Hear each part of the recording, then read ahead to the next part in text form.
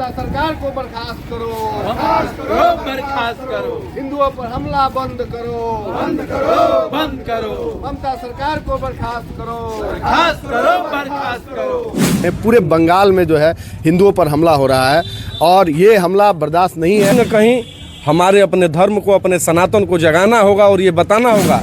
ममता सरकार को बर्खास्त किया जाए और जल्द से जल्द बंगाल में राष्ट्रपति शासन लागू। जबरदस्त तरीके से इसका विरोध करेंगे हम लोग, पूरे देश में हम लोग। नमस्कार साथियों, इस समय बिहार के विश्वामित्र नगरी बक्सर में है और आप हमारे पीछे देख रहे हैं विश्वामित्र सेना है जो पोस्टर हाथों में लेकर धरना प्रदर्शन पर उतरी है। जो बंगाल में हिंदुओं पर हिंसा की जा रही है उसी के लिए आज रोड पे उतरे हैं। जिस तरीके से सुनियोजित तरीके से वक्फ बिल के आड़ में पूरे बंगाल में जो है हिंदुओं पर हमला हो रहा है और ये हमला बर्दाश्त नहीं है। जो हमारा सनातनी समाज है, हिंदू समाज है, तो इसलिए हम लोग सड़कों पर उतरे हैं विश्वामित्र सेना के बैनर तले।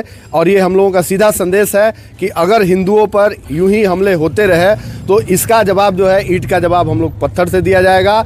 और हम लोग मांग करते हैं देश के माननीय प्रधानमंत्री जी से और राष्ट्रपति जी से कि बंगाल में जो है तुरंत सरकार को बर्खास्त किया जाए, ममता सरकार को बर्खास्त किया जाए। जिस तरीके से तुष्टीकरण की जो है चीज़ें हो रही हैं वह बिल्कुल हम लोगों के बर्दाश्त नहीं है। अगला कदम हम लोग हर जिले में इसी तरीके से आक्रोश मार्च निकालेंगे और फिर हम लोग मुख्यमंत्री से मिल करके और हर जगह पर हम लोग ज्ञापन दे करके इस कार्यक्रम को आगे बढ़ाएंगे और हम लोग पूरे तरीके से, जबरदस्त तरीके से इसका विरोध करेंगे। हम लोग पूरे देश में हम लोग विरोध करेंगे। आक्रोश मार्च के जरिए हम यही कहना चाहेंगे कि जिस तरीके से हमारे हिंदू भाइयों पर बंगाल में ये अत्याचार हो रही है, इसको तुरंत जो सरकार चल रही है इसको बर्खास्त किया, ममता बनर्जी को हटाएं और यहाँ पर जो है राष्ट्रपति शासन लागू करें।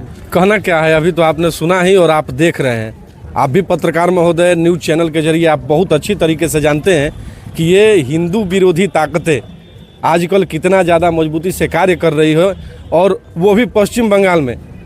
जो हम लोग असहनीय है उसे हम लोग बयान नहीं कर सकते हैं उस पीड़ा को।